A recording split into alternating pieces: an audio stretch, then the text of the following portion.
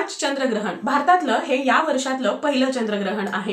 ग्रहण ही एक खगोलीय घटना आहे। जेव्हा पृथ्वी सूर्य आणि चंद्राच्या मध्ये येते तर त्यावेळी चंद्रग्रहण लागतं आणि या वर्षी भारतामध्ये हे जे चंद्रग्रहण आहे हे धुलीवंदन किंवा करीदिनाच्या दिवशी म्हणजे 14 मार्चच्या दिवशी आलेलं आहे। 14 मार्चचे हे जे चंद्रग्रहण आहे हे पूर्ण चंद्रग्रहण आहे आणि चंद्रग्रहणाच्या टायमिंगच्या अगोदर 9 तास सुरू होतो तो सूतक काळ। चंद्रग्रहण सुरू होणार आहे 14 मार्चला सकाळी 10:39:03 सुरू होणार आहे आणि हे असणार आहे दुपारी 2:18:02 पर्यंत। हे दिसणार आहे युरोप आणि आफ्रिकेचा अधिकांश भाग, ऑस्ट्रेलियाचा अधिकांश भाग, उत्तर आणि दक्षिण अमेरिका, प्रशांत, अटलांटिक, आर्टिक महासागर, पूर्वी आशिया व अंटार्क्टिका।